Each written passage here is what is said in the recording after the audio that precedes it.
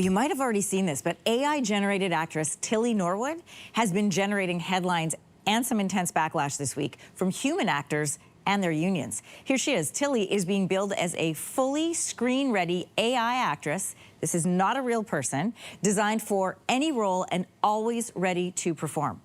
Her creators hope she could become the next Scarlett Johansson or Natalie Portman, but many in the industry say this technology is taking real work away from real people. For more on AI and the future of film, we are joined by Corey Doran, ACTRA Toronto's AI Committee co-chair. The fact that ACTRA has an AI Committee co-chair tells me that the future is now. Well, the future is now in a bit of a way, yes.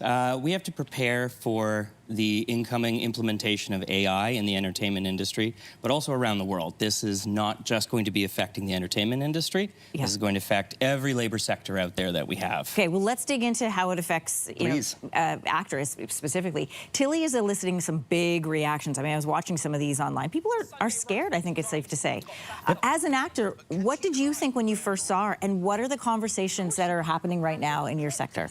Well, when I first saw it, to be honest with you, first of all, Tilly's not an actress. Tilly is an it. Yes. Tilly is, you could put a face on it. It's just an avatar to zeros and ones. So it is a very glorified Google search bot at this moment. Okay. Right? No personality, no distinguishing features, no history, no lived experiences. So there's nothing for the human expression or the human interest or anything to do with the human that comes from it. It all is stolen from other pieces of work that exist. All the photos, all the material that might be out there, and I guarantee you there's probably some Scarlett Johansson and Natalie Portman videos and pictures put into that amalgamation there. What are the conversations, like how are actors feeling? Well, first of all, actors are very scared.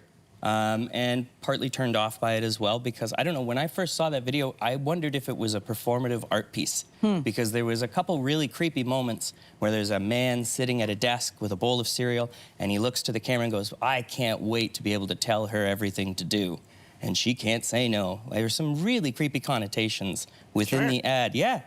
Very, very scary stuff. We know that AI is generated by programmers, so then what goes into programming a Tilly? Okay, fantastic question. So what it will do is when you program an agentic body like that, it will go through all of the data that has been put into its server.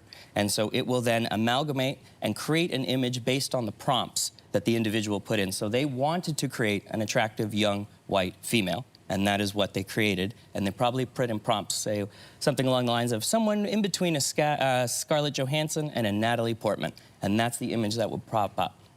AI is increasingly, we know, being used across film and television and movies and music. And when it comes to performers, so the AI singer, Xania Monet, was just signed to a $3 million record deal. So this AI-generated performer has a record deal for $3 million. How is AI changing the media landscape? AI is changing the media landscape in many ways because there's a deep fear of loss of jobs. So one great way of approaching it is for every performer that is in a film, there's 10 integrals. So there's 10 other people employed in the film industry for every one person you see on set. So whenever they talk about this, they said 90%, they can save 90% on any film.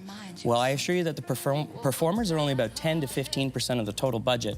If you're going to remove 90% of a budget, that means you've removed 90% of the people who work on a film. Makeup artist, for example. You don't need a makeup artist. Makeup artist, stunt, background, set, every single thing, wardrobe, all of that can go away is what they're trying to pitch. That means there's no humans involved in it, just one person at a desk typing in prompts. Who's that person? And what is their view on life, and what would be culturally appropriate to them becomes Wouldn't they just the filter. work with, like, just to play devil's advocate, wouldn't they just work with a director, and the director's like, I need it to look like this, sound like this, act like this, and do this? Maybe, but there's not a lot of directors who are probably going to work with it too, because they have no control. They really don't have any say. You're prompting it in, and something will be suggested and pop up. But you're not going to have a Stanley Kubrick or a Steven Spielberg or anyone approach these bots now and say, I'm going to be able to get something that will interact with another human live on film and be believable. That's what I was wondering about yesterday. One other question for you. Who gets the money? So in Xania Monet's case, for example, who gets that $3 million? That is a great question, because there's a lot of gray areas around the legality of copyright and AI, because currently you have to have a high involvement of human effort in any creation for it to have a copyright put down around it.